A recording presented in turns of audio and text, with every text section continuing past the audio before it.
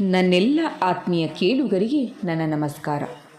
Spain ದೇಶದ ಆಂತರಿಕ ಯುದ್ಧದ ಇತಿಹಾಸದಲ್ಲಿ ಚಿರಸ್ಮರಣೀಯವಾದ ಈ ಘಟನೆ ನಡೆದದ್ದು 1936ರ ಬೇಸಿಗೆಯಲ್ಲಿ. ಆಗ ಟೊಲೆಡೊ ಪ್ರಾಂತ್ಯದ ರಾಜ್ಯಪಾಲನಾಗಿದ್ದವನು ಕರ್ನಲ್ ಜೋಸ್ ಮೊಸ್ಕಾರ್ಡೋ.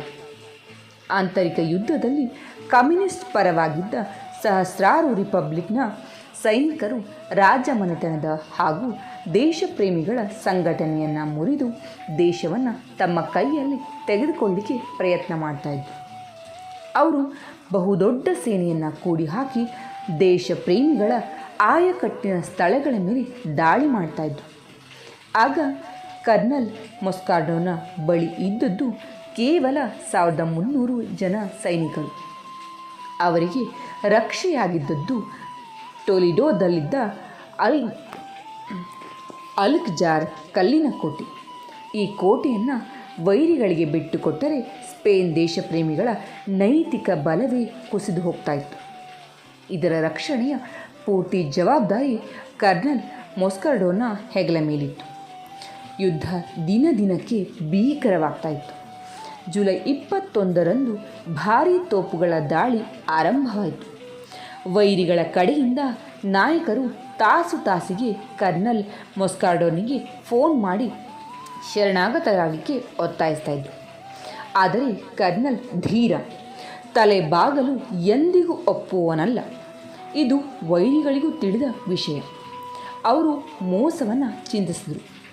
ಜುಲೈ 23ರಂದು ಬೆಳಿಗ್ಗೆ ವೈರಿ ಪಡೆಯ ನಾಯಕ ಕ್ಯಾಬೆಲ್ಲೋ ಮೊಸ್ಕಾರ್ಡೋನಿಗೆ ಫೋನ್ ಮಾಡಿದ. ಮೊಸ್ಕಾರ್ಡೋ, ನಿನಗಿದು ಕೊನೆಯ ಅವಕಾಶ. ನೀನು ಇನ್ನರ್ಧ ಗಂಟೆಯಲ್ಲಿ ಕೋಟೆಯ ಬಾಗಿಲು ತೆರೆದು ಶರಣಾಗತನಾಗದಿದ್ದರೆ ಅಪಾಯ ಕಾದಿದೆ. ನಿನ್ನ 24 ವರ್ಷದ ಹಿರಿಯ ಮಗ ಲೂಯಿಸ್ನನ್ನು ನಾವು ಇಂದು ಬೆಳಿಗ್ಗೆ ಸೆರೆ ಹಿಡಿದಿದ್ದೇವೆ. ನಿನ್ನಿಂದ ಶರಣಾಗತಿಯ ಸೂಚನೆ ಬರೆದಿದ್ದರೆ ಅವನನ್ನು ಗುಂಡಿಟ್ಟು ಕೊಂದು ಬಿಡ್ತೀವಿ. ಅವನು ನಿಮ್ಮ ಹತ್ತಿರ ಇದ್ದಾನೆಯೇ ಅಂತ ಕೇಳ್ತಾನೆ ಮೊಸ್ಕಾರ್ಡೋ. ಪಕ್ಕದಲ್ಲೇ ಇದ್ದಾನೆ, ಅವನ ಹತ್ತಿರ ಮಾತಾಡು ಅಂತ ಹೇಳಿ ಫೋನನ್ನು ಮಗ ಲೂಯಿಸ್ನ ಹತ್ತಿರ ಕೊಡ್ತಾರೆ ವೈರಿಗಳು. ಏನಾಗುತ್ತಿದೆ ಮಗು ಅಲ್ಲಿ ಕೇಳಿದ ಮೊಸ್ಕಾರ್ಡೋ. ಏನಿಲ್ಲ ಅಪ್ಪ, ಅಲ್ಕಜಾರ್ ಕೋಟೆ ಇನ್ನರ್ಧ ಗಂಟೆಯಲ್ಲಿ ಶರಣಾಗತರಾಗದಿದ್ದರೆ ನನ್ನನ್ನು ಗುಂಡಿಟ್ಟು ಕೊಂದು ಬಿಡ್ತಾರಂತೆ. ಅದು ನಿಜವೇ ಆದರೆ ಮಗು, ನಾನು ನಿನ್ನ ಆತ್ಮವನ್ನು ಭಗವಂತನ ಕೃಪೆಗೆ ಬಿಡ್ತೀನಿ. ನೀನು ವೀರನಂತೆ ಸಾಯಬೇಕು ಮಗನೇ. ಅವರು ಗುಂಡಿಕ್ಕುವ ಮುನ್ನ ಸ್ಪೇನ್ಗೆ ಜಯವಾಗಲಿ ಅಂತ ಜೋರಾಗಿ ಘೋಷಿಸು. ನಿನಗೆ ನನ್ನ ವಿದಾಯ ಮಗನೇ ಅಂತ ಹೇಳಿ ಮೊಸ್ಕಾರ್ಡೋ ಹೇಳ್ತಾನೆ. ಹಾಗೇ ಮಾಡ್ತೀನಿ ಅಪ್ಪ, ಸ್ಪೇನ್ಗೆ ಜಯವಾಗಲಿ. ಎಲ್ಲ ಪರಿವಾರಕ್ಕೆ ನನ್ನ ಪ್ರಣಾಮಗಳನ್ನು ಹಾಗೂ ವಿದಾಯವನ್ನು ಹೇಳಿ ಅಂತ ಹೇಳಿ ಲೂಯಿಸ್ ಫೋನನ್ನು ಕೆಳಗಡೆ ಇಡ್ತಾನೆ. ಮುಂದೆ ಅರ್ಧ ಗಂಟೆಗೆ ಲೂಯಿಸ್ನ ಹತ್ಯೆ ಆಯಿತು. ವಿಷಯ ತಂದೆಗೆ ತಿಳಿಯಿತು. ಮಧ್ಯಾಹ್ನ ಈ ವಿಷಯ ತಿಳಿಯದ ಮೊಸ್ಕಾರ್ಡೋನ ಪಡೆಯವರು ಸೇನಾ ನಾಯಕರು ಏನು ಚರ್ಚೆ ಆಯಿತು ಅಂತ ಕೇಳಿದಾಗ ಮೊಸ್ಕಾರ್ಡೋ ವಿಶೇಷವೇನೂ ಇಲ್ಲ ಅಂತ ಹೇಳಿ ಹೇಳ್ತಾನೆ. ಅವನ ಕಣ್ಣಲ್ಲಿ ಒಂದು ಹನಿ ನೀರು ಕೂಡ ಕಾಣಿಸ್ತಿರಲಿಲ್ಲ. ಕೊನೆಗೆ ಅಲ್ಕಜಾರ್ ಮಣಿಲೇ ಇಲ್ಲ, ಆತ್ಮಾಭಿಮಾನವನ್ನು ಕಳೆದುಕೊಳ್ಳೂ ಇಲ್ಲ.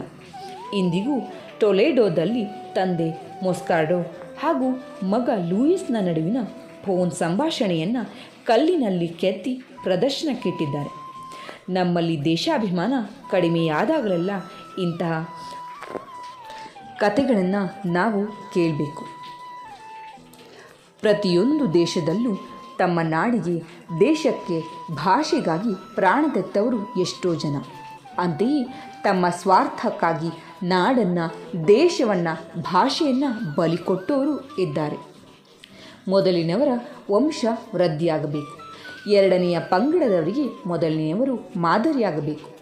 ಇಲ್ಲವೇ ಅವರು ಸರಿಯಾಗುವಂತಹ ಕಠಿಣ ಕ್ರಮಗಳನ್ನು ಆದರೂ ಸಮಾಜ ತೆಗೆದುಕೊಳ್ಬೇಕು ಅಂತ ಹೇಳ್ತಾ ನನ್ನ ಈ ಕಥೆಯನ್ನು ಮುಗಿಸ್ತೀನಿ. ಬಹುಶಃ ಈ ಕಥೆ ನಿಮಗೆ ಅರ್ಥ ಆಗಿದೆ, ಮೆಚ್ಚುಗೆ ಆಗಿದೆ ಅಂತ ಹೇಳಿ ಭಾವಿಸಿದ್ದೀನಿ. ಕೇಳಿದ್ದಕ್ಕೆ ಧನ್ಯವಾದ.